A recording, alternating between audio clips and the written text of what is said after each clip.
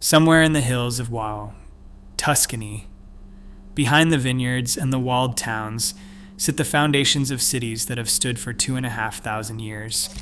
The people who built them spoke a language no one can fully read, worshipped gods no one else worshipped, and were declared extinct 18 centuries ago. The textbooks gave you one answer. They sailed in from across the sea, built one of the most brilliant cultures in early Europe, and then vanished.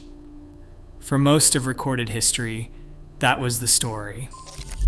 Then ancient DNA was pulled from their bones, and the place it pointed to was not the place anyone had argued about for 2,500 years. It was somewhere nobody expected.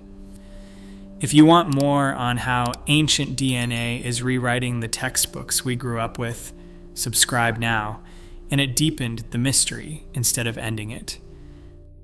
To understand what the bones overturned, you first have to understand what was at stake. Because the people we are talking about were not a minor footnote in someone else's history.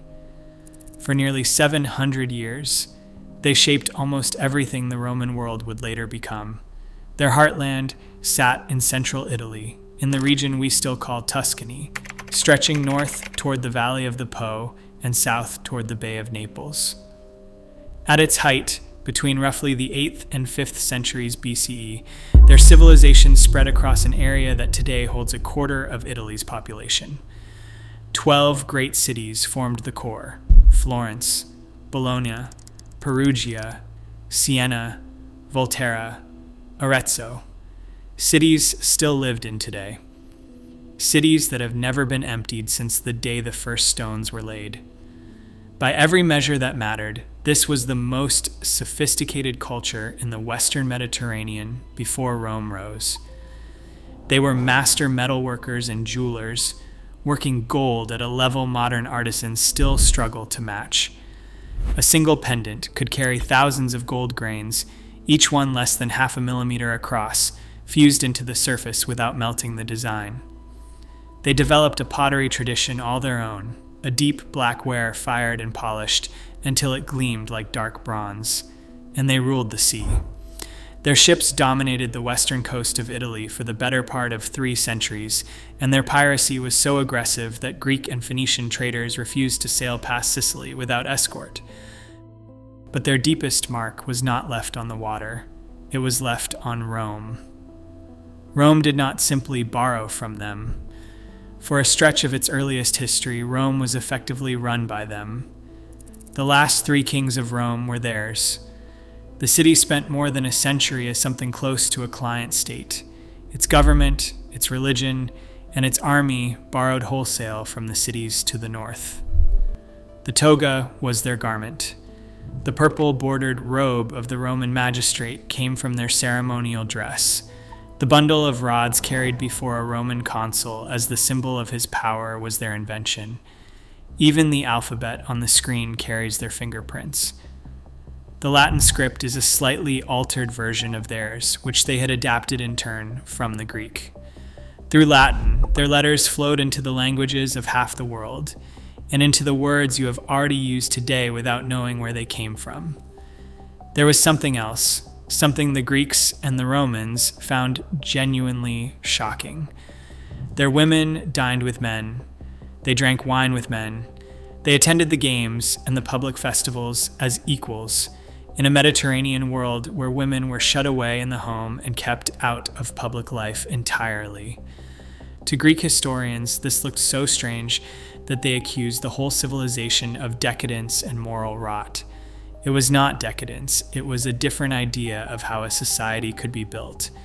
And it lasted, alongside everything else, right up until the day Rome sat down to write the histories. So this was not a people who left no trace. They left their cities, their craft, their gods, their letters, and the shape of the empire that followed them. Their hands are on almost everything the Western world would later call its own. And yet, for 2,500 years, the one thing no one could agree on was where these people had come from. Not the Greeks who traded with them, not the Romans who inherited from them, not the scholars who spent lifetimes bent over their tombs. Every other ancient civilization could be traced to a parent culture through pottery, language, and burial custom. This one could not. Their language sat in a category of its own, related to nothing alive and almost nothing dead.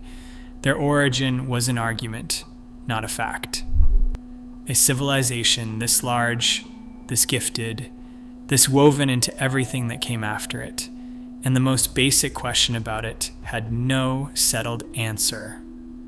That argument would run for 25 centuries, and it would not be settled by anything found above the ground. The argument had two sides, and both of them were ancient. The first, and by far the loudest, came from Herodotus, the Greek historian writing in the 5th century BCE. He told a story about a famine. Far to the east, in the kingdom of Lydia, in what is now western Turkey, the crops failed for years. The king, unable to feed his people, divided them in half. Half would stay, half would leave. Those who left boarded ships, sailed west across the Mediterranean, and landed on the coast of Italy, where they built a new civilization the Greeks came to call the Tyrrhenians. In this version, these people were refugees, migrants from Asia Minor who had crossed the sea and started again. For more than 2,000 years, this was the answer, and on the surface, it had real support. Their art carried motifs that echoed the ancient Near East. Their priests practiced forms of divination, the reading of livers, and the watching of bird flight that mirrored rituals known from Babylon and from the Hittites. Their religious imagery seemed to point east, across the water, rather than down into the Italian soil. Herodotus had given the world a clean and dramatic story, and the evidence appeared to nod along. But the contradictions were there from the beginning, and they were serious. If these people had arrived by sea, why were their oldest cities not on the coast? The earliest of them sat inland, on hilltop plateaus, facing the interior rather than the water, built by people who behaved as though they had always lived there. If they had carried a writing system from the east, why did they not use it?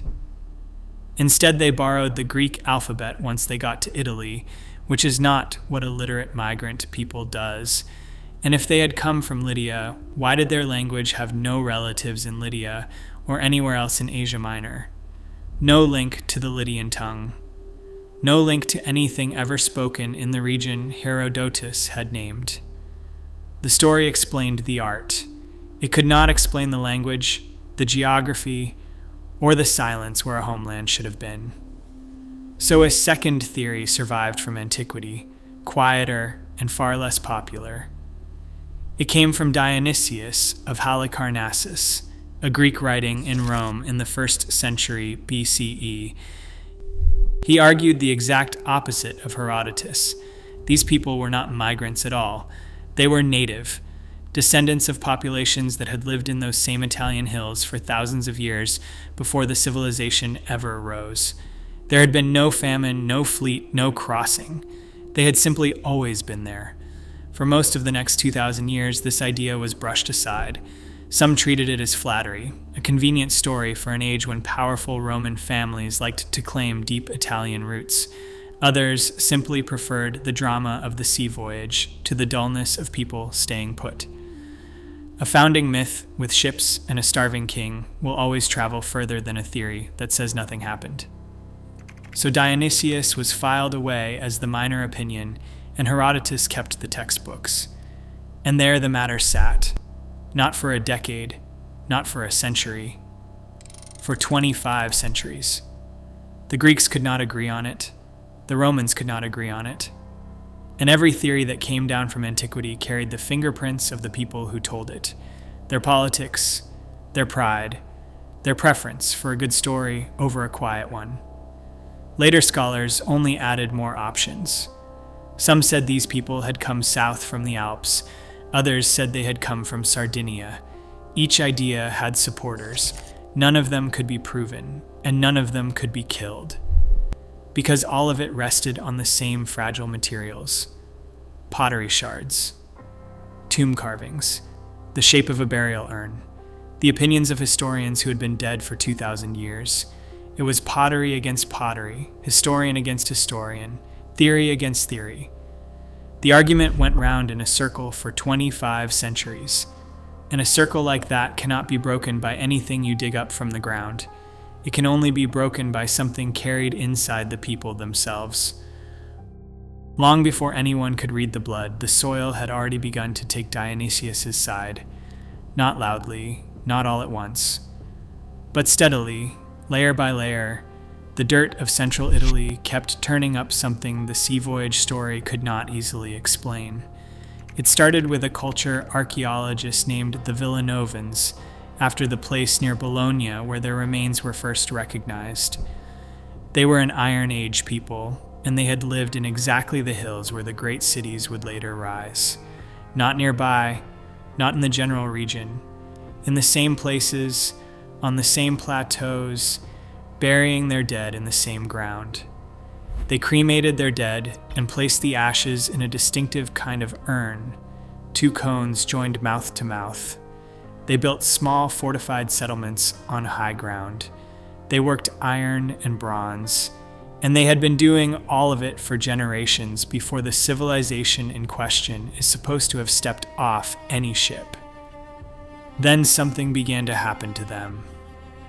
Across the 9th and 8th centuries BCE, the Villanovan world started to change. Slowly, their pottery grew more refined. Their burials grew richer, filled with imported goods and finer metalwork. Their villages grew into towns, and the towns grew into cities. The art became more ambitious, the graves more elaborate, the settlements more crowded. But the change was gradual, the way a child becomes an adult, with no single morning where one thing ends and another begins. And this is the detail that should have settled the matter a century ago.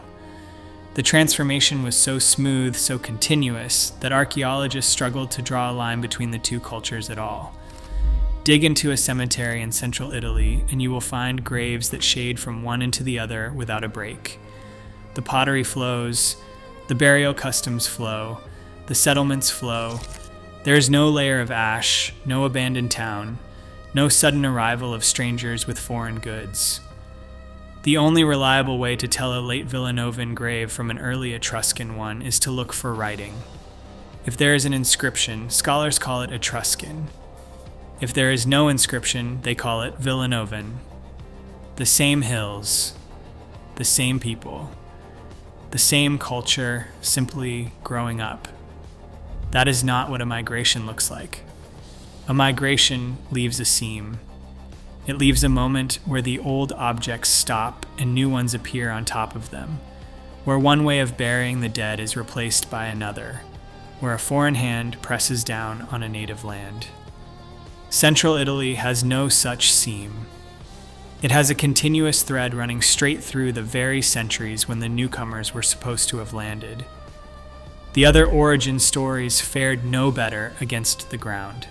Some scholars had suggested these people came south from the Alps, but when archaeologists traced the flow of objects and influence, it ran the wrong way, outward from Tuscany toward the Alps, not down from the mountains into Italy. Others proposed Sardinia, but the Sardinians had built enormous stone towers, structures unlike anything found anywhere on the Italian mainland, and no trace of that building tradition crossed the water. Each theory had its believers. Each one broke against the evidence in the dirt. So by the late 20th century, the archaeology was quietly pointing in one direction. These were not arrivals. They were locals who had become something extraordinary in place, transformed by trade, by contact with Greek and Phoenician sailors, by the slow accumulation of wealth and craft and ambition, but never replaced. And yet, it could not be called proof. Pottery can travel without people. Burial customs can be copied by neighbors who never share a drop of blood. A culture can transform because new ideas arrived, or because new people did, and the shards in the ground cannot always tell you which. The Villanovan thread was strong. It was suggestive. It was, in the end, still only circumstantial. The one record that could not be copied or traded or imagined was sitting untouched in museum drawers across Europe. The actual biological record of who these people were, their bones. And for most of a century, no one on Earth could read them.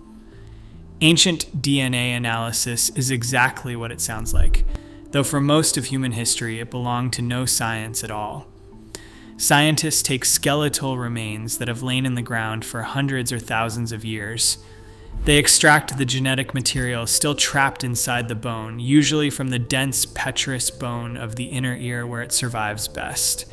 They sequence it, and then they compare it against the genomes of other ancient people and of populations still living today, until a portrait begins to form.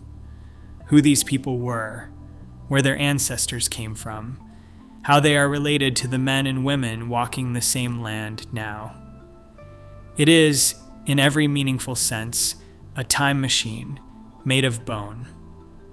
For most of the 20th century, none of this was possible. The technology did not exist, so scholars studied these people the way they had since the Renaissance, with the only tools they had: pottery fragments, the architecture of tombs, the carvings on burial walls, the opinions of historians who had been dead for 2,000 years. They built tall theories on the shape of an urn or the style of a bronze mirror, and they were doing the best that anyone could with what they had. But the bones themselves, the actual biological record of who these people were, sat unread in museum drawers across Italy and Europe, waiting for a science that had not yet been invented. And even once the science arrived, this particular people were a hard case. Ancient DNA survives best in cold, dry, stable conditions. Italy is warm, the soil is wet in the wrong seasons. Heat and moisture break the long strands of genetic code into shorter and shorter pieces until there is nothing left to read. For years, the remains that might have answered the oldest question in Mediterranean archaeology were exactly the kind of remains that did not preserve well. The question waited not because no one was asking it, but because the bones were not yet ready to speak. Then, in 2021, they finally did. A study was published in the journal Science Advances, and it set out to do what 25 centuries of argument had failed to do. The team was led by a geneticist named Cosimo Post, then at the University of Tübingen in Germany, working alongside Johannes Krause of the Max Planck Institute and researchers from the University of Florence. This was not a small sample or a single grave. They gathered the remains of 82 individuals from 12 archaeological sites scattered across central and southern Italy, across Tuscany, Lazio, and Basilicata. The remains spanned an enormous stretch of time, from roughly 800 years before the Common Era, deep in the Iron Age, all the way down to about 1,000 years after it, well into the medieval world. Nearly 2,000 years of human beings read one genome at a time. That time depth is the part that matters. Earlier studies had taken a snapshot. This one took a film. By sampling the same region across so many centuries, the team could not only ask where these people had come from, they could watch what happened to them, generation after generation, long after their civilization was supposed to have ended. They could follow the genetic line forward through Roman rule, through the empire's collapse, into the Middle Ages, and see whether it broke or held. If you want more deep dives into how ancient DNA keeps rewriting the textbooks we grew up with, this is the moment to subscribe. New episodes every week. The samples were sequenced. The genomes were compared against ancient and modern populations from across the Mediterranean, the Near East, and the whole of Europe. And the data came back unusually clean enough to say something firm rather than something hedged. The very first result, the one about where these people came from, should have ended the longest-running argument in Mediterranean archaeology on its own. It did end it, just not in the direction that anyone on either side of the 25-century debate had been prepared for. Start with the finding that killed Herodotus. When the team compared the Iron Age genomes against the populations of the ancient Mediterranean, the genetic profile of these people came back indistinguishable from the Italic populations living around them. Not similar, not closely related. Indistinguishable. And the most striking match of all was the one no one would have predicted. They looked genetically almost exactly like the Latins. The same Latins living a short distance south, in and around a growing town called Rome.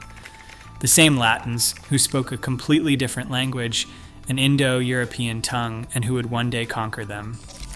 Sit with how strange that is. Here were two peoples living side by side in Iron Age Italy. One spoke a language with no living relatives on Earth. The other spoke an early form of the language that would become Latin, and then French, Spanish, and English. Their cultures differed. Their writing differed. Their gods, in many cases, differed. And yet, in the bone, they were the same population.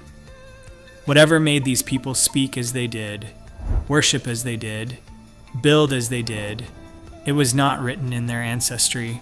It was written in something else entirely.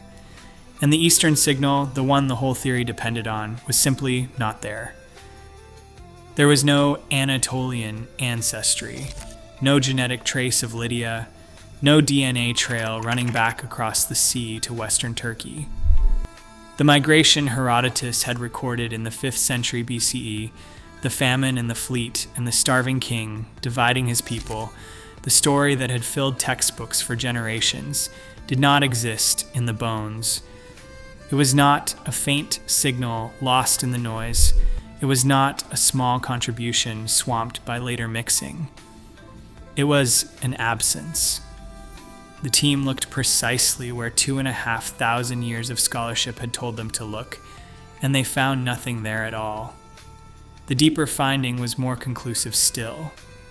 When the researchers traced the genetic line backward through time, they found that the ancestors of these people and the ancestors of the Anatolian populations Herodotus had pointed to had gone their separate ways thousands of years before any of this began. The split ran back into the Neolithic, more than 5,000 years ago, into a world long before cities, before bronze, before the very idea of an Etruscan or a Lydian existed. By the time the civilization rose in the 8th century BCE, its genetic line had already been rooted in the Italian peninsula for millennia. These people had not sailed from anywhere. They had not crossed any sea. They had been there the whole time, which means the quiet theory won. Dionysius of Halicarnassus, dismissed for 2,000 years as a flatterer telling Romans what they wanted to hear, had been right. The Villanovan thread in the soil, the seamless transformation from urn to city that the archaeologists could never quite cut in two, had been pointing at the truth all along. The newcomers were not newcomers. They were the grandchildren of the people already in the hills. And it took a single peer-reviewed paper built on the bones of 82 human beings to confirm what the dirt had been saying for half a century. The Etruscans were the Villanovans, the same population, the same hills, the same biological inheritance, transformed across centuries by trade and contact and wealth, but never swapped out for someone else. The DNA was Italian. As far back as the Iron Age could be read, the DNA had always been Italian. That alone rewrites the standard story.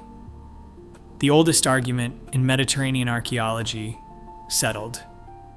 The sea voyage erased. The mystery of where they came from closed. Except it was not closed. Because the team did not stop at the Iron Age.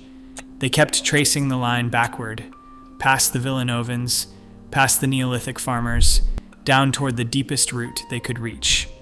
And when they got there, to the oldest layer of the Etruscan genome, they found something that did not belong to Italy at all. The deepest layer of the Etruscan genome did not begin in Italy. It began on a grassland 4,000 kilometers to the east.